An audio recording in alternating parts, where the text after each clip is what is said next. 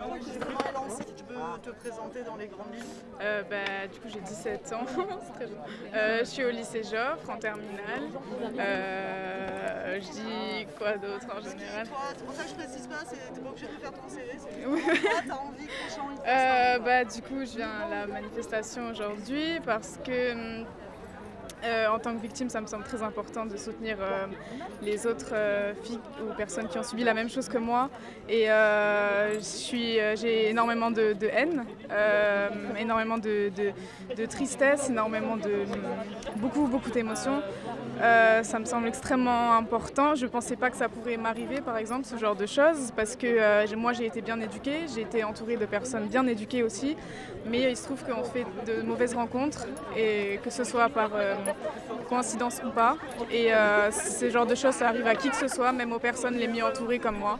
Et Julie, j'imagine que ça devait peut-être être le cas ou pas, mais dans tous les cas, elle mérite le soutien qu'il lui faut. Et moi aussi. Ta présence là, c'est aussi pour acter déjà une forme de solidarité ou de sororité. Oui, complètement. Est-ce que tu es habitué, on va dire, des manifs ou des rassemblements? Oui. Est-ce que c'est la première fois? Non, pas du tout. J'ai fait plusieurs manifs. J'ai fait celle pour des féminicides il y a quelques mois avec nous toutes aussi. J'ai fait beaucoup de manifs pour le climat il y a quelques années. La grosse manif aussi pour Black Lives Matter. Une de mes préférées cet été. Et voilà. Et toutes mes amies, on est très habituées à ça. Du coup, c'est très important pour moi. D'accord. Est-ce que... Moi, il y a un truc qui me frappe. Moi, j'ai 36 ans, donc j'ai une petite génération, pas d'écart entre nous. Moi, à mon époque, aussi ouvert qu'on était, avec ses potes, c'était vachement difficile d'en parler. Là, je dis pas que c'est facile de parler, de se présenter en tant que victime, etc. En tout cas, tu le fais, et tes amis sont autour, après tout, ça choque pas dans le sens où... Est-ce que vous arrivez à expliquer qu'est-ce qui fait que chez vous, j'ai l'impression qu'il y a un truc de... Je dis pas que c'est inné parce que je pense qu'il y a un petit travail, mais peut-être non, c'est juste que... Qu'est-ce qui fait cette unité en fait, et cette volonté d'en parler? Parce que moi, j'ai jamais été une personne avec des tabous ou quoi que ce soit. C'est-à-dire que s'il m'arrive quelque chose de grave, je vais le dire. Et c'est encore plus simple avec mes amis qu'avec ma famille, par exemple, parce qu'avec mes amis, je leur dis plus de choses, etc. Et dans mon cas, j'ai des amis qui connaissaient la personne, j'ai des amis qui ont fréquenté, qui m'ont vu avec la personne. Et pour moi, comme j'ai dit, j'ai énormément de haine, j'ai beaucoup de colère.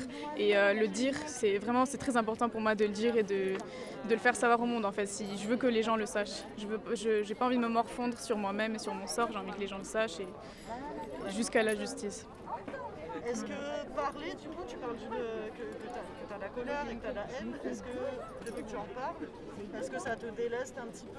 Oui, bien sûr. Le jour même où c'est arrivé, c'est là où il y avait le plus de haine en moi, mais plus j'en parle, mieux ça va, et plus les gens m'écoutent et me croient, plus ça va. Mais la haine peut revenir quand j'entends des choses qu'il ne faut pas, et quand je vois des cas comme Julie, etc. Et j'ai énormément de haine envers les parents surtout, qui n'ont pas éduqué cette personne et qui n'ont pas éduqué les violeurs de Julie, et la société aussi. Et c'est surtout contre les parents que j'ai énormément de haine, et la famille. D'accord. Est-ce que tes espoirs, du coup, qu'est-ce qui pour toi ferait que tu peux te reconstruire, ou en tout cas te perdre en colère, par exemple? Qu'est-ce qui pour toi pourrait être des réponses, notamment de la société, du gouvernement, ou de la justice Moi, du coup, comme j'ai dit là tout à l'heure, j'aimerais que le gouvernement fasse passer énormément de choses par l'éducation, surtout. Moi, je suis lycéenne, et je sais que c'est à ce moment-là où les garçons commencent bien à prendre confiance sur eux et à nous dire plein de choses complètement dégueulasses, et jusqu'à en violer des filles. Voilà, donc c'est pas très cool. Et du coup, ce genre de choses, il faut les sensibiliser, que ce soit dans les lycées, dans les collèges, quand la puberté commence. Je trouve que c'est peut-être très con dit comme ça, mais c'est vrai. Il faut que les adolescents le sachent, parce que c'est là où ça commence. Si à 15 ans, un garçon comprend que ce n'est pas bien de dire à une fille ce qu'on a pu me dire, ou de faire ce qu'on a pu me faire, il ne va pas le refaire, je pense. Et tout passe par l'éducation, et ça, le gouvernement ne l'a pas compris encore, et la société ne l'a pas compris. Et si la société ne le comprend pas, c'est parce que le gouvernement n'a rien fait et n'a pas fait passer de message par rapport à ça. message, il a mis à Darmanin. Mais je trouve aussi que notre génération elle est beaucoup plus sensibilisée à ce sujet parce que qu'on le veuille ou non, les réseaux sociaux ça reste une excellente plateforme de sensibilisation et je trouve qu'il y a des gens qui sont beaucoup plus à l'aise peut-être de parler de leur expérience sur internet qu'avec des vraies personnes. Et avec ça on a réussi à se sensibiliser à plein de sujets, que ce soit le racisme, le féminisme, les viols, etc. Et je trouve que bon, il y a du mauvais mais il y a aussi du bon là-dedans. Vous par exemple, du coup tu parles des réseaux sociaux, etc. Est-ce que vous avez des sites ou des, j'en sais rien, des personnes, ce qu'on appelle rôle modèle, c'est-à-dire qui peuvent être amenés à vous influencer justement par leur position et publique et des positions en matière de féminisme, antiraciste, de lutte contre les droits LGBT. Est-ce que tu aurais soit des noms comme, j'en sais rien, de blogs, de personnalités qui t'inspirent en fait et qui t'aident à t'informer, ne serait-ce que ça? Alors malheureusement il y a beaucoup de fake sur Instagram, de gens pas nécessairement profonds, mais il y a des chanteurs, des artistes qui sensibilisent. Par exemple Angèle, je trouve elle en a vachement parlé sur les réseaux sociaux, malgré l'expérience qu'elle a eue avec son frère, etc. Elle a dénoncé. Oui, il y a des artistes comme ça, j'en ai pas d'autres. Des artistes genre Sopico avec l'histoire, certains artistes même, des rappeurs dans le milieu qui dénoncent les autres rappeurs et qui les affichent beaucoup. Oui. Parce qu'il y a eu beaucoup d'histoires qui sont retombées. Très mineurs en plus. Donc ça pour vous c'est important, par exemple dans les artistes que vous écoutez ou qui vous influencent ou, voilà. Même ils ont une communauté et des fois des gens pas très sensibilisés qui vont voir ça et qui vont peut-être se renseigner. Après il y a les comptes Insta, il y a les Tajoui, il y a nous toutes. Et après il y a tous les gens qui peuvent poster. Je voulais parler par rapport à mon expérience. Les gens, il y a des gens qui se disent sensibilisés par ça, qui se font croire que le viol, ils sont persuadés que c'est quelque chose de mal et qui feront jamais ça et qu'ils le font en fait inconsciemment, soit parce que mentalement ça va pas bien dans leur tête, mais aussi parce que ils n'ont pas compris en fait et c'est quelque chose à comprendre. C'est vraiment pas quelque chose c'est pas une sensibilisation comme ça à faire sur les réseaux sociaux, c'est quelque chose à comprendre. Parce que c'est une atteinte à la personne, c'est une atteinte à la vie de la personne, c'est quelque chose qui va me rester à vie en moi, que je ne vais jamais pouvoir enlever. Et une personne n'a pas à avoir le pouvoir comme ça sur ma vie en fait. Donc c'est pas quelque chose à prendre à la légère, c'est pas en ayant un rappeur qui va dire c'est pas bien de violer que forcément la personne va comprendre. Beaucoup vont peut-être comprendre, mais selon mon expérience, je sais que c'est pas le cas pour tout le monde. Est-ce que dans vos familles, dans le cadre familiaux, est-ce que, j'en sais rien, est-ce que, par exemple, c'est une éducation aussi qu'on vous a apportée, effectivement, je vous ai parlé d'éducation, mais est-ce que du coup vous sentez que dans vos familles il y a une réelle volonté aussi, vous, de vous informer, de vous donner les outils, ne serait-ce que de vigilance, effectivement, est-ce que c'est acceptable ou pas, etc. Enfin, comment vous vous situez par rapport à ça? Ouais, complètement. Moi, je sais que ma mère, elle me parle souvent de ça. On a souvent des conversations dès le plus jeune âge sur le consentement et elle en parle aussi à mon grand frère, ce que je trouve aussi extrêmement important. Elle me dit pas que à moi de me protéger, elle dit à mon frère que c'est juste pas possible et c'est vraiment quelque chose qu'il n'a pas à faire et que personne n'a à faire. Et donc, ouais, il y a cette éducation aussi au sein de la famille sur ça et sur tous les autres sujets. Donc, je pense que c'est aussi très important et c'est pour ça qu'il faut éduquer la nouvelle génération, mais aussi l'ancienne génération qui continue encore maintenant de faire des enfants, d'éduquer des enfants. Et il ne faut pas juste miser tout sur les jeunes, il faut aussi comprendre que les vieux, la génération un peu plus âgée que nous, ils ont toujours un poids et une importance dans la société. Quand on voit en plus que les gouvernements sont composés de gens qui ont 70 piges, on se dit qu'il n'y a pas que nous en fait à éduquer. Et ouais, c'est ça, il y a encore des gens qui vont vivre encore des cinquantaines d'années et qui continuent de perpétuer ce modèle-là. Et il faut éduquer tout le monde et il faut changer la société entièrement. Et donc ça passe aussi par la famille et par les parents. Et il faut que tout le monde s'éduque en fait. Aussi, je voulais juste, si possible, faire passer un message aux filles de mon âge. Il y a beaucoup de choses qu'on va peut-être normaliser quand on sort avec des petits copains, etc. On va se dire que des blagues salaces, des choses comme ça, on les normalise, on se dit c'est des garçons, c'est comme ça. Il ne faut pas les normaliser parce que ça s'aggrave petit à petit. C'est en normalisant des petites choses que ça devient, que ça s'amplifie et qu'il nous arrive ce qui a pu m'arriver. Il ne faut surtout pas normaliser, il ne faut surtout pas passer outre des choses comme ça. En fait, on voit que moi je l'ai un peu entre guillemets découvert avec son expérience à elle, que le viol c'est pas que une fille qui se fait violer par un parfait inconnu à minuit au milieu de la rue, c'est aussi des choses qui la plupart du temps c'est des choses qui arrivent par des gens qui connaissent très bien dans son entourage et ça a tellement de formes le viol, tellement de formes différentes et il faut pas juste se dire qu'un viol c'est un truc hyper violent et qui se passe au milieu de la rue entre deux parfaits inconnus. Un viol ça peut se faire avec quelqu'un que tu connais depuis 10 piges et c'est à toutes toutes les échelles en fait. Et il faut comprendre qu'il faut éduquer les gens sur le viol et même les filles qui peuvent ne pas comprendre que elles sont en train de vivre une situation telle quelle où elles peuvent... Enfin voilà. Le viol, c'est pas que quelqu'un va nous violer dans une pénétration, c'est plein d'autres trucs, c'est les gens en soirée qui touchent quand t'as pas envie, c'est... Moi je vois dans mon entourage, j'ai des potes, ça arrivait à au moins chaque fille que je connais, ça lui est arrivé une fois une soirée, quelqu'un qui a abusé, pas forcément à aller jusqu'au bout, mais à continuer alors qu'elle a dit non, tu vois. C'est pour ça que même notre âge, on est éduqué, mais pas tellement, hein, genre... Après ça avec la famille, Ouais, notre notre âge, on est en train de commencer, mais je après pense... non, ça a commencé avant quand même, nos parents qui oui, nous en parlent et tout. Oui, ouais, mais je vais pas en mettre sur le... Ça a commencé, ça commence avec nos parents, mais ils n'ont pas non plus toutes les mêmes formes que nous. Par exemple, pour eux, si un garçon nous touchera ou quoi, c'est un peu c'est de l'harcèlement sexuel, il a peut-être dit non, mais il n'a pas fait exprès, nanana. Je pense que ça commence réellement avec nous un peu plus, et ça commencera, j'espère, totalement avec la prochaine génération qui est en train de grandir, etc., et qu'on éduque et qu'on espère, enfin moi en tout cas j'espère que faire partie de cette éducation et que ça va vraiment les aider pour éviter d'avoir les mêmes problèmes que nous, quoi. Est-ce que vous diriez que là, à peu près les positions que vous partagez, que vous défendez, etc., est-ce que vous avez l'impression que c'est globalement un point de vue qui est partagé par la majeure partie des jeunes filles de votre âge? Les jeunes filles, non, même pas. Non, parce que elles ont beaucoup de misogynie intégrée, elles comprennent pas forcément. Encore une fois, ça reste une question d'éducation envers les garçons et les filles. Et après, moi, j'en connais pas énormément des filles comme ça, mais je sais qu'il y en a beaucoup. Par exemple, si en fait, parce que genre, quand j'ai essayé par exemple, avec mon expérience, j'ai essayé de prévenir d'autres filles de s'éloigner de ce type. Il y en a une qui ne m'a pas cru, qui allait lui dire, qui allait tout lui balancer à lui, parce que je lui avais confié pour la protéger elle. Du coup, il y a beaucoup de filles qui juste y croient pas, parce qu'elles sont pas dans cette éducation non plus. Oui, d'après vous, c'est pas représentez pas genre la majorité de votre génération. À la preuve, il n'y a pas grand monde qui est là. Hein.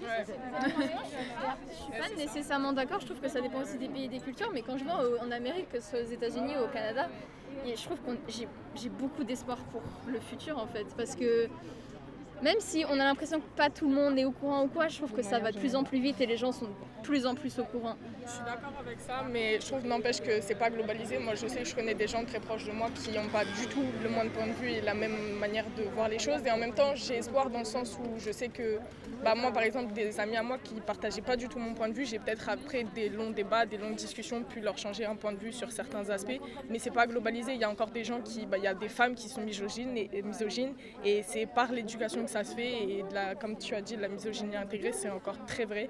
Et il faut juste s'émanciper du cadre familial et c'est dur encore et c'est pas le cas de tout le monde. Est-ce que forcément que l'école, c'est pas... Enfin, le lycée, du coup, c'est quand même un lieu où vous passez le plus clair de votre temps, a priori. Peut-être pas en ce moment. Donc du coup, ça a une grosse part de responsabilité, donc justement les messages qu'ils vont faire passer, l'éducation, vous avez beaucoup parlé d'éducation. Est-ce que vous avez l'impression, dans l'établissement dans lequel vous êtes, ne serait-ce que ça, à votre échelle, est-ce que vous avez l'impression qu'on vous offre des outils, des espaces, des temps? Voilà, il y a des affiches en disant faut pas violer, mais à part ça, il n'y a rien. Des affiches. On n'a pas de cours, on n'a pas de discussion là-dessus, on n'a rien. Il y a vraiment, je trouve qu'il y a... profs qui peuvent encore faire des trucs, dire des choses sans que ce soit volontaire. On a des profs âgés qui vont dire mademoiselle pour parler d'un prix Nobel, on va lui dire et puis ça va être oh mais ça va, c'est qu'un détail, mais toute notre classe a dit c'est bon, c'est rien. C'est ce qui est récurrent, c'est que c'est banalisé ou même on fait des blagues dessus pour ça décrédibilise un peu la cause et j'ai l'impression que c'est comme si c'était trop récent et que le mouvement était pas assez pris au sérieux pour l'ampleur que ça a et c'est vraiment rageant parce qu'on est vite en plus étiqueté comme féminazie ou chienne de garde. Dès qu'on s'excite à propos du langage, par exemple, rien que le fait de dire encore mademoiselle alors que ça a été radié du langage français pour plein de faits qui font que dans l'histoire la place des femmes a été minimisée et dès qu'on s'insurge à propos de ça alors que le langage est un vecteur et on le sait, c'est significatif, et ça va, c'est ça et ça... Non mais c'est gentil quand on t'appelle maintenant. Ouais, tu t'excites, c'est que des détails ou des choses comme ça. Et moi, en plus, on voit dans notre lycée, il y a des professeurs qui, je comprends pas comment c'est possible qu'ils soient toujours en fonction. C'est scandaleux. Mais vraiment, qui peuvent tenir des propos homophobes, racistes, sexistes, tout. Ils ont tout fait. Et tout le monde le sait, c'est remonté des milliers de fois. Et ça n'a pas bougé. Et il y a des gens comme ça qui restent en fonction, clairement. Et qui restent en fonction. Et c'est scandaleux. Des gens comme ça puissent toujours éduquer d'autres gens. Mais oui. Et les professeurs, c'est des fonctionnaires du gouvernement, de la République. Donc le problème vient du gouvernement. Ça témoigne de comment ça fonctionne. Bien que ce ne soit pas forcément votre rôle de penser à qu'est-ce qu'il faut mettre en place justement pour changer un peu tout ça, est-ce que malgré tout, parce que voilà, c'est comme vous dites, ça dépend du gouvernement et du coup ça serait bien qu'eux se saisissent effectivement de ces besoins que vous formulez assez facilement, mine de rien. Du coup, est-ce que malgré tout, vous avez des idées de petites choses qui pourraient être mises en place au sein de l'établissement et qui permettraient que ce soit un dialogue ou des espaces un peu plus rassurants pour que des filles puissent parler. Et avoir des interventions. Moi j'en avais au collège, j'en ai eu une par an. Avoir des interventions mais des trucs intéressants, pas juste une assoce qui passe pendant 1 heure nous dire ouais faut utiliser des capotes, non genre un peu moralisante. Voilà, non avoir une assoce qui vient mais qui te parle, qui dit voilà il y a ça qui arrive, le viol c'est pas que ça, éduquer les jeunes et aussi voilà quand on dénonce un professeur et qu'on dit un seul propos ne devrait même pas passer en fait. Une seule phrase un peu homophobe ou quoi, ça devrait même pas passer. Et ce serait cool de mettre en avant les associations qui peuvent apporter de l'aide, avoir un répertoire de numéros en cas... Mais le mettre plus en avant, parce que moi je suis pas au courant dans la loi, en fait, on est censé avoir par an 3 heures d'éducation justement à ça. Et dans notre vie, je pense qu'on a dû en avoir 2, mais sur tout notre cycle scolaire, alors que c'est censé être 3 par an, donc c'est vraiment... Et encore, il y en a, ils n'ont jamais eu. Il faudrait des cours d'éducation sexuelle, mais qui soient complets, pas que comment on fait l'amour et comment c'est ça. Moi, les cours d'éducation sexuelle faits par les profs d'SVT qui t'expliquent juste comment ça fonctionne et comment mettre une capote, je trouve ça scandaleux. Il faut faire des cours complets qui parlent de tout. En 4e, la prof qui nous a fait ça, elle nous a juste dit vite fait si jamais votre chéri vous fait mal, vous dites stop chéri et il s'arrêtera comme si c'était magique. Et vous dites stop chéri. Ouais, moi j'ai dit stop chéri et le chéri il s'est pas arrêté. Il faut faire des cours qui soient complets, qui parlent de tout et il faut éduquer les hommes aussi. Purée, parce qu'on peut toujours éduquer les filles à savoir en parler, à savoir faire, à savoir dire. Parce que c'est pas normal que maintenant que je sois dans la rue, quand je vois des couples hétérosexuels ou juste un homme, que ce soit de mon âge ou 30 ans plus vieux que moi, je me dis le mec il a forcément violé la fille, c'est obligé. Dans ma tête c'est comme ça, je sais pas pourquoi, c'est sûrement à cause de mon traumatisme, mais je me dis vu la société et vu l'éducation qu'il a dû recevoir en général, le mec c'est impossible qu'il lui ait jamais dit quelque chose de violent sexuellement. Je me dis c'est sûr et c'est pas normal que je me dise ça. Voilà. Du coup, pour vous, dans les priorités à réinstaurer ou en tout cas à acter définitivement dans les BAHU, ça c'est donc d'avoir des interventions d'associations notamment qui sont habilitées à le faire et qui ont...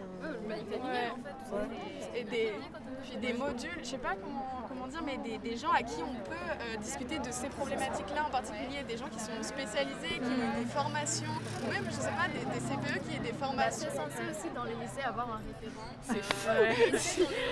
Mais on a un psychologue scolaire, on a l'infirmière à qui on peut techniquement parler. Moi je vois l'infirmière, j'ai pas envie de parler, à chaque fois elle me dit tu veux un Doliprane et c'est tout. C'est réel. Mais c'est ça, il faut non, je sais pas. Par exemple, le planning familial, il fonctionne de manière très simple. Il pourrait très bien débarquer au lycée et faire une éducation là-dessus, sur le viol, sur les violences sexuelles, sur le consentement. C'est très simple à expliquer. Hein. Vraiment, elle dit non, tu arrêtes. C'est très simple. Et c'est à un jeune âge parce que au lycée ça aide, c'est sûr. Ça commence. Mais même en primaire, hein. En primaire parce que même il y a des enfants qui sont malheureusement victimes de ça. Ah oui, c'est vrai, hein. etc. Et il faut le faire dès la primaire. Puis commencer et avoir des et arrêter de faire du sexe un tabou en fait. C'est en l'enfermant dans une omerta ou un truc comme ça qu'on peut plus en parler quoi. Qu'on peut plus l'aborder, qu'on est gêné, que le viol ça reste une question un peu houleuse et tout. Alors C'est pour ça qu'il faut qu'on puisse en parler. Moi je me suis sentie assez privilégiée là-dessus, c'est que j'ai jamais été, comme je vous ai dit, dans le tabou de là-dessus. C'est pour ça ne m'a jamais bloqué justement de le dire à qui que ce soit. Et ça c'est important. il faut que tout le monde sache ça. Que ce n'est pas grave, que c'est normal, qu'il faut en parler. Je sais que c'est pas tabou, enfin, je sais pas. Et c'est la chose la plus naturelle de toute l'histoire de l'humanité et on en a fait le plus gros tabou de la société. C'est scandaleux. C'est le principe, quoi. Complètement. On est à Paris ici comment? Enfin, je sais pas. On en a fait un tabou qui est scandaleux. Mais même de parler, mais même d'en parler de manière positive, genre de pouvoir être ouvert d'esprit, pouvoir en parler sereinement et que ce soit entre amis ou avec des gens de plus âgés, etc. Qu'on puisse en parler sans tous réagir comme si c'était un truc trop la honte, faut pas en parler et tout. Sincèrement, ça y est, on est âgés, voilà, les gens font l'amour, super, on l'a découvert, parlons-en. C'est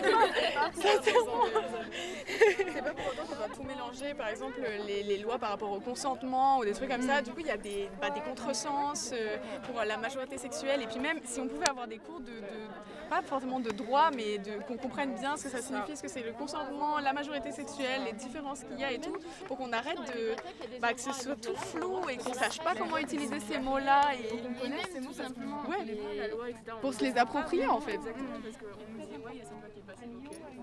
Ça vaut quoi Non, même il n'y a pas que ça, on fait 20 000 lois sur l'âge de consentement et tout, mais après tout, il y a des situations, il peut y avoir une fille de 13 ans qui a quelqu'un de plus âgé, il y a un consentement. C'est juste que s'il y avait la justice qui faisait son travail, mais si tu avais la justice qui fait son travail et que quand il y a un viol sur une fille même de 17, 18, 20, 50 ans, c'était condamné, on n'aurait pas à se battre pour des lois par rapport à l'âge de consentement. Parce que de toute façon, on ne respecte même pas. Quand on dit qu'un âge de consentement, on se retrouve à ce qu'on dit « Ah ben non, elle a consenti, elle n'a pas vraiment dit non ». Enfin, de toute façon... Et puis ouais, qu'on mette en avant la communication dans le sexe, je comprends pas pourquoi c'est autant... Bon, ça fait partie du tabou du sexe autour, mais qu'on arrête de dire, parce que j'ai l'impression que c'est récurrent, ce truc de « Non, mais dans la drague, il y a plein de sous-entendus et on peut pas tout dire parce que ça brise le mystère. » C'est pas vrai, c'est génial de communiquer avec son partenaire et ça rend le sexe une expérience tellement différente et il faut prôner ça, quoi. Et c'est qu'on change les codes, qu'on inverse ce truc parce que c'est essentiel, quoi. Pour celles qui aujourd'hui sont avec quelqu'un dans leur vie, est-ce que vous avez l'impression, du coup, notamment celles qui sont avec des garçons, est-ce que justement c'est des sujets que vous pouvez aborder? Parce que là, du coup, vous êtes entre copines, machin, donc c'est effectivement, là, je sens qu'il y a à la fois une envie de parler et puis un besoin de... ce qui est très cool. Mais du coup, est-ce que quand même vous arrivez justement à instaurer ces dialogues-là pour certaines, en tout cas, ou c'est quand même un truc qui reste compliqué? C'est suivant les partenaires, vraiment. Et ça dépend de l'éducation des parents.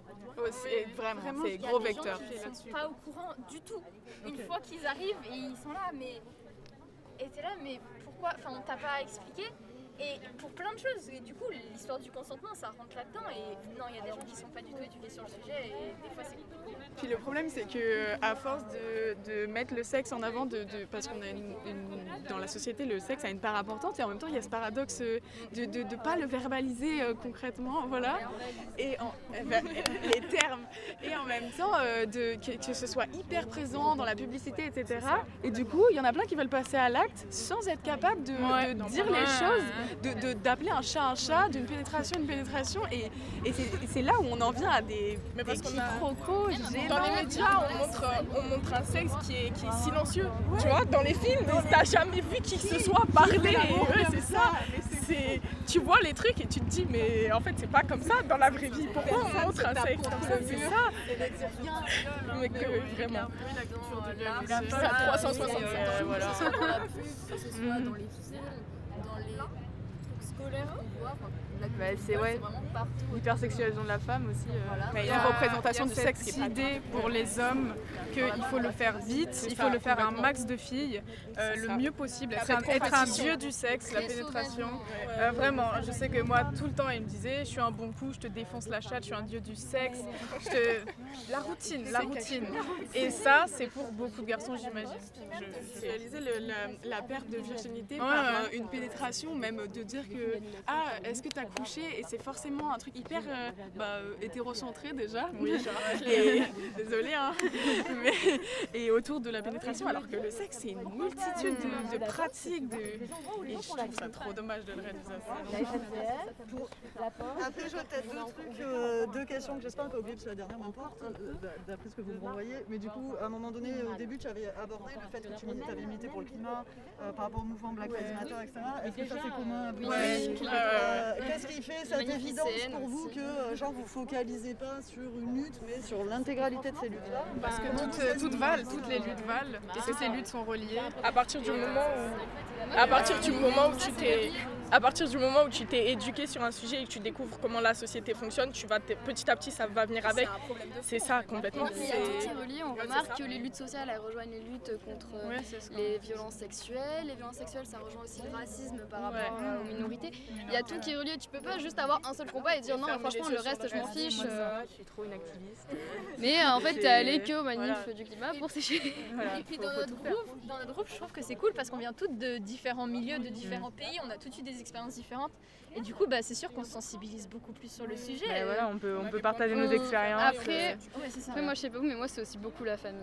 Oui, moi j'ai une famille très engagée, donc c'est évident que j'ai jamais eu de... Parce que ma famille, elle est un peu à la foutre. Après, aussi, je pense qu'il ne faut pas jeter la pierre à ceux qui ne sont pas informés et éduqués sur tout. Parce que tu peux pas être au courant sur tout. Enfin, souvent, je vois par exemple, je pense au post de Raphaël Glucksmann sur les Ouïghours qui dit si vous partagez pas, vous êtes complice et tout, mais t'es pas forcément éduqué sur tous les sujets, tu peux pas tout défendre. Donc, tu t'appropries des causes, mais tu peux pas forcément être à mais fond après, par exemple, en France, on est dans un pays où on a la chance de pouvoir s'éduquer sur ces sujets-là, et je pense que c'est un choix personnel maintenant. Je pense que si tu veux pas t'éduquer, c'est que c'est un problème avec toi. Franchement, des fois, si t'es pas au courant, c'est que tu l'as pas exprès. Il y a des biais de confirmation aussi. Dans le même lycée, on a plus ou moins le même milieu social, on va dire. Il y a plein de gens en France qui n'ont pas cette chance non plus. Et ils n'ont pas non plus aussi... moi, je sais que j'ai eu beaucoup. Ils n'ont pas eu d'autres points de vue, etc. Ils ont toujours eu c'est comme ça. Ils n'ont pas eu la diversité des points de vue et peut-être aussi ils n'ont pas envie. Ils ne voient pas la diversité des points de vue pour eux. Tout le monde et même l'entourage. Dans le déni aussi, si on regarde bien. C'est plus simple de vivre dans le déni parce qu'une fois que tu réalises un truc, deux trucs, trois trucs, c'est juste être énervé en toutes circonstances et de réaliser qu'il n'y a rien qui va. Et au bout d'un moment, c'est fatigant, sincèrement. Donc c'est vrai, des fois, j'aimerais bien juste dormir dans mon lit sur mes deux oreilles et être tranquille et pas du tout éduqué sur ce qui se passe autour de moi. Et au pire, moi, je vis ma vie et tant pis pour le reste. Mais il y a des gens qui vivent vraiment dans le déni et qui se contentent juste de fermer les yeux sur tellement de choses. Et ça c'est des gens sur qui je jette la pierre. Les gens qui sont pas éduqués, je comprends complètement, et qui essayent éventuellement, mais les gens qui, même après avoir appris certaines choses, préfèrent juste fermer les yeux et pas comprendre et pas essayer de faire quelque chose, minimiser complètement, ça c'est juste plus possible. L'idée c'est quand même pas de culpabiliser non, dans bien le sens sûr. où parfois il y a un double biais dans le sens où d'un côté, même par rapport à la consommation, genre, par rapport aux luttes du climat, etc. C'est bien cool d'aller marcher, etc. Mais c'est une lutte au quotidien que d'être écolo et d'agir vert. Et c'est vraiment pas toujours facile. Ouais, c'est pas facile de soutenir un régime végétarien. Je craque, ça arrive. Bon voilà, et j'ai pas envie qu'on me culpabilise pour ça parce que on fait tous à notre échelle et puis c'est surtout c'est peut-être pas nous à culpabiliser parce que le discours moralisateur on l'a eu, éteins ton robinet quand tu te brosses les dents, ok, mais c'est les entreprises aussi à jouer et c'est un travail à faire tous ensemble de toute manière. Quand on te brosse les dents, est-ce qu'on te l'a dit parce que l'eau ça coûte cher ou parce que faut pas défoncer tout le potable qu'on a. C'est vrai. Pour finir, j'aurais peut-être une petite question à laquelle peut-être chacune aura une réponse ou pas, ou collectif. Qu'est-ce que votre engagement là, pour moi ça me saute aux yeux, en tout cas je vous dirai après, mais qu'est-ce que ça vous apporte en fait d'être ensemble, de militer ensemble, qu'est-ce que ça vous apporte en fait? Ça donne de l'énergie, ça donne un sens à ma vie. Ça donne presque un sens à ma vie, ça donne de l'énergie. Ça donne espoir. Ça donne énormément d'espoir, ça donne envie de continuer dans la vie. De voir qu'il y a d'autres gens qui se rallient pour les mêmes causes, etc. Ça donne espoir, ça fait du bien. C'est ça, de voir plein de gens qui viennent de tous les milieux différents continuer de s'engager pour la même cause, ça fait tellement du bien et ça donne vraiment espoir de se dire que peut-être un jour on va réussir à faire changer les choses. Et j'ai envie d'en faire partie et j'ai envie de réussir à participer à ça. Et donc ça donne limite un sens à ma vie, j'ai envie de vivre pour changer les choses. Mais une vision peut-être un peu plus égocentrique, mais on se sent moins seul surtout. Ouais. Quand on réfléchit à certains sujets et tout, moi je sais que je peux leur en parler directement. Que ce soit sur le racisme, je crois qu'on a déjà eu des conversations vraiment juste basées sur des polémiques, sur le racisme, sur le féminisme. Et c'est cool. C'est cool d'être dans un groupe safe. C'est comme un safe space en fait. Moi je sais que, parce que je suis partie aussi du collectif Nous Toutes, et ça a été vraiment réconfortant en fait, parce que autour il y a beaucoup de gens qui sont là juste pour t'apporter que de la haine et tout, et te décrédibiliser dans ce que tu fais, et d'avoir des gens avec qui tu peux en parler et qui vont pas te juger pour ce que tu dis, tout ça c'est vraiment soulageant. Je crois que c'est ce qui nous unit avant tout, et c'est tellement basique de le dire, mais c'est surtout l'idée d'être compréhensive et d'être tolérante, enfin de chercher à comprendre vraiment, parce que sur plein de sujets on a des lacunes et c'est ok, et il n'y a pas de souci. En plus on a toutes nos expériences à partager, par exemple même pour des identités par rapport à des origines, etc. Et c'est hyper intéressant. Surtout, et hyper riche. Oui, par exemple on lui apporte, c'est ça que je dis à elle, on lui apporte beaucoup pas de culture mais de savoir, de renseignements, et ça l'intéresse, on n'est pas en train de la forcer ou quoi. Tout le monde ici est intéressé à s'éduquer sur des sujets, et d'autres savent sur quelque chose et d'autres ne savent pas, et on cherche tous à comprendre, c'est ça. Parce que c'est en ça qu'on est homogène en fait. De différents milieux, forcément certaines n'auront pas une certaine sensibilisation. Par exemple, sur nos cheveux, ça peut paraître très bête, mais c'est quelque chose de très important. Sur nos cultures, sur nos couleurs de peau, sur d'où on vient, sur nos origines, et puis même complètement d'autres choses, et s'éduquer tous ensemble, c'est ça, voilà. Et c'est ça, on fonctionne ensemble et on s'apprend des choses, et on a des débats construits, sincèrement. C'est ça, on peut avoir des débats vraiment thèse antithèse, et c'est trop cool. C'est trop cool. Et franchement ça fait du bien, parce que moi je vois avec d'autres amis que je peux avoir qui sont très bornés, avec qui j'ai du mal à converser, à discuter sur des sujets comme ça, et où je suis seule à avoir mon point de vue, et du coup je me retrouve face à presque une dizaine de personnes qui pensent pas du tout pareil et qui vont se borner sur leur situation, et je me sens seule et je vais juste me taire en fait. Et d'être ici et de pouvoir dire des choses sur peut-être quelque chose, elles n'auront pas le même avis sur moi, mais au moins on va pouvoir en discuter, je trouve ça trop cool. On a ça aussi, on accepte nos différences, on accepte qu'on n'est pas pareil et qu'on a différents points de vue, et on accepte de les comprendre, et même peut-être de les avoir, et de voilà. Puis on s'écoute. Quand on est jeune, on a besoin de friendship pouvoir, quand on est jeune, on a besoin de pouvoir avoir un espace où on peut s'exprimer, on peut revendiquer, parce que je sais pas si c'est votre cas aussi, mais moi quand je parle à mes parents, c'est des gens qui ont vécu, c'est des gens qui ont traversé l'adolescence, qui savent ce que c'est de porter des causes, et qui ont, c'est triste à dire, mais qui sont pas résignés, mais ils sont désillusionnés quoi, et désabusés. Quel âge ont vos parents à peu près? La quarantaine. Moi 50. D'accord. 50, 60. Ouais, quarantaine. Mais ils ont d'autres modes d'action, et c'est hyper intéressant, parce que par exemple mes parents ne vont pas aller manifester, mais ils vont agir à leur manière. Ma belle-mère est hyper féministe, et elle fait ses actions à elle, et je trouve ça cool que j'ai mon espace quand même où je peux crier, je peux être un peu plus revendicatrice, quitte à rentrer un peu dans le cliché du jeune militant, mais c'est cool. Pour quelqu'un qui vous écouterait éventuellement, comment vous inviteriez quelqu'un, jeune notamment, de votre génération, qui aurait écouté, qui aurait dit bon vraiment c'est bon, j'ai compris le message, je dois l'éduquer, je dois faire le truc. Est-ce que vous auriez des petites pistes justement dans un premier temps pour lui dire va vers telle structure, ou va j'en sais rien, vers tel groupe, les vidéos YouTube, franchement, vous là le petit truc qui a fait que c'est vraiment internet. On trouve facilement. On trouve facilement. Ce qui est compliqué, c'est de bien s'orienter au début. Mais c'est pour ça que je vous demandais avoir les références, tu vois. C'est quoi vos références? Il faut trouver la carologie sur internet. Elle parle. Comment elle s'appelait quand on était plus jeune? Il y avait une meuf qui s'appelait Léa, je crois, et elle expliquait tout. Et c'est comme ça Léa qu'elle Chou. Léa Chou. Ah oui, tout appris sur les règles avec elle. Ouais. Tout. Voilà. Il y a le meufisme qui fait. Oui, le meufisme, plus, mais qui faisait des vidéos humoristiques, mais tellement orientées féminisme, et c'était trop cool. Il y a aussi un peu parlant. Même maintenant, elles marchent encore. Oui, parlons un peu, parlons cul, elles sont un peu plus âgées, elles déjà, mais... C'était trop drôle, aussi des adultes et des femmes adultes qui pouvaient parler et tout avec un humour un peu différent en plus.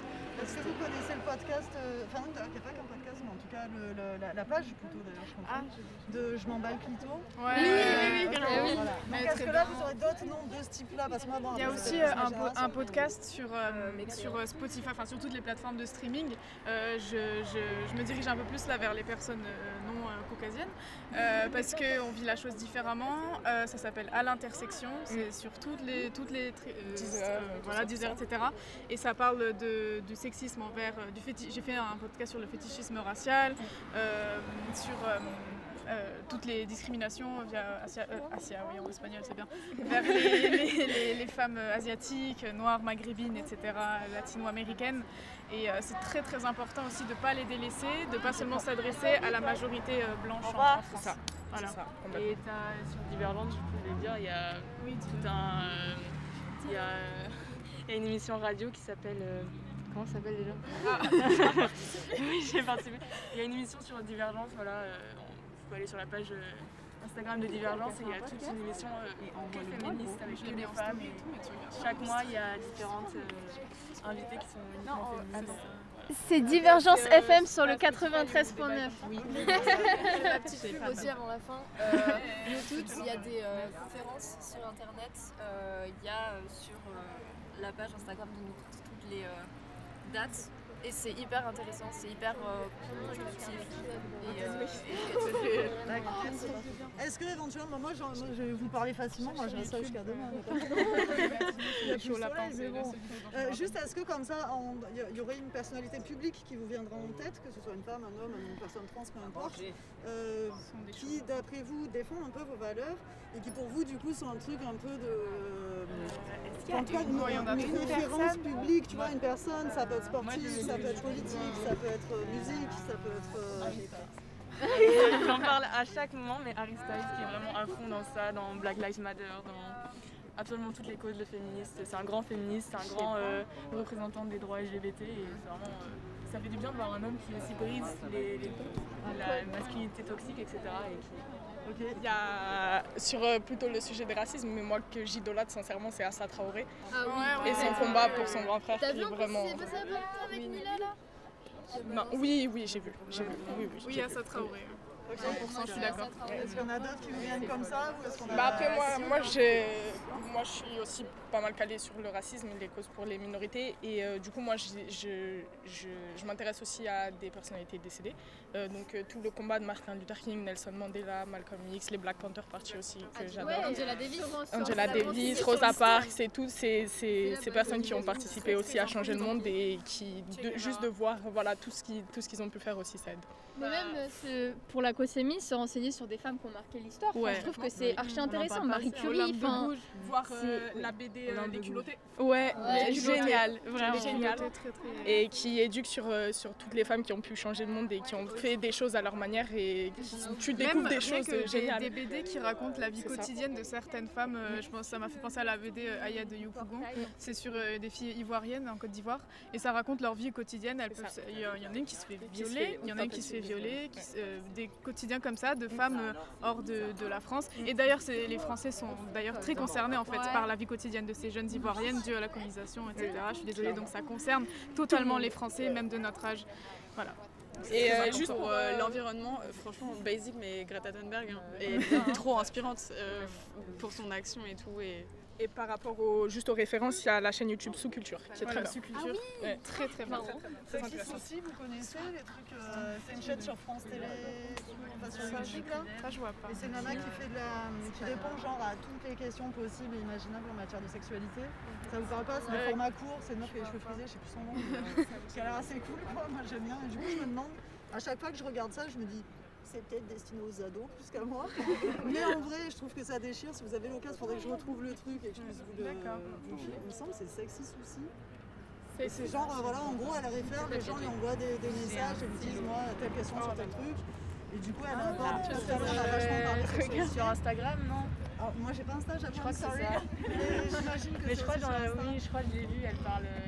Et tout à l'heure, on parlait d'éducation sexuelle. Je crois que c'est sur Slash TV. C'est quoi le truc? Ah oui, Ça s'appelle Sur le féminisme, dans la littérature française, on a Mona Chollet qui fait des livres très très intéressants sur le féminisme, par exemple Sorcière.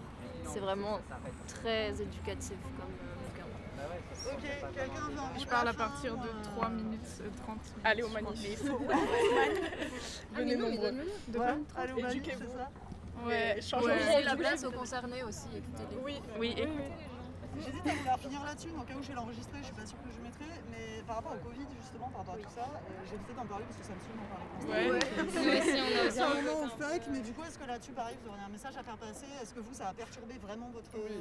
Écoutez les jeunes, écoutez les jeunes, Arrêtez parce de qu'on est en laisser train de crever, sacrifier une génération entière et on est en train de... On a totalement le droit de se plaindre, mais quand je vois certaines situations, par exemple en Colombie ou au Brésil, dans les pays comme ça défavorisés, ou encore chez moi, dans notre pays à Porto Rico, j'essaie de le moins me plaindre parce que je sais que c'est très compliqué selon les situations financières et même en France. Moi, le truc qui m'a touchée, c'est vraiment ce que je trouvais tellement dommage, c'est pourquoi le gouvernement n'a pas ouvertement dit, quand on était en pénurie de masques ou des trucs comme ça, de cacher la situation qui était... On partage tous la crise, on est tous dans la même situation. Je pense qu'on peut se mettre...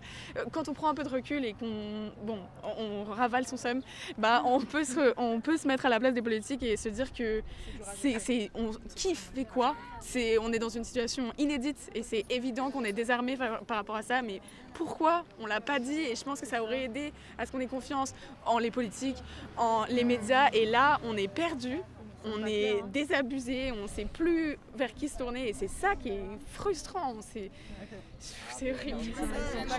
Ça va? Ouais. Je me dis, c'est ouf qu'avec tous les sujets aussi vachement trash qu'on a abordés, je me dis, c'est fou que tu en arrives à... Enfin, c'est fou, non, mais en tout cas, du coup, moi, ça me fait réaliser à quel point c'est effectivement une putain de violence pour vous de faire face à cette mauvaise, cette gestion qui est comme elle est, mauvaise, machin, chacun ira son truc, tu vois. Mais c'est que les tensions, on les ressent partout, quoi. C'est que c'est dans la famille. On a beaucoup de choses à penser. Ouais. Il y a trop de choses qui se passent en même temps, c'est pesant. Puis ça fout des tensions dans la famille. On sait pas ce qu'on va faire dans 2 ans. Dans 2 ans, moi je sais pas où je serai.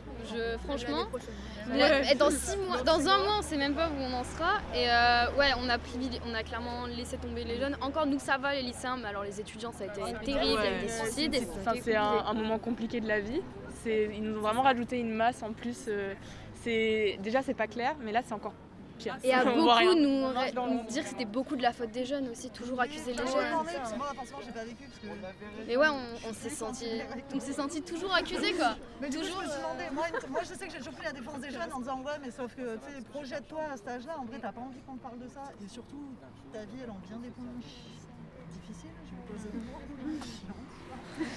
T'as plein de lieux de te révolter, du coup moi j'étais en mode, alors moi pourtant j'ai été plus drastique dans ce que je demandais à mes proches, notamment en gros j'ai plus vu personne pendant longtemps, le temps de me mettre au clair qu'est-ce qui se passe machin. Par contre, pour moi c'était vachement important de défendre les jeunes qui justement commençaient à être pointés du doigt en mode ouais mais ils se voient, ils font des trucs et tout, et moi ça me semblait ouf parce que mais c'est propre de la jeunesse déjà. Et puis aussi je pense qu'ils supportent beaucoup pour pas qu'on ait à leur ajouter nos merdes quoi, tu vois. Donc, du coup, on n'est pas non non plus complètement inconscients. Moi je sais que ma grand-mère elle est à côté de chez moi, j'ai pas fait n'importe quoi non plus, je suis pas allée lui faire des gros câlins et tout, alors que je voyais encore des gens et tout. Mais on s'est fait responsabiliser fois 1000, on disait toujours que c'est en vote parce qu'on faisait des soirées qu'apparemment ça y est, alors que les plus gros clusters ça a été dans des églises quoi. Mais après je trouve que... C'est-à-dire que... l'Élysée, et franchement, on fait attention dans le sens où... Voilà, il nous fait moi je suis détendue quand je suis avec des gens qui sont aussi détendus que moi, et quand je suis par exemple, je vais parler à des inconnus ou je vais parler, j'en sais rien, ou je suis dans la rue, je vais remettre mon masque ou je vais faire attention aux autres.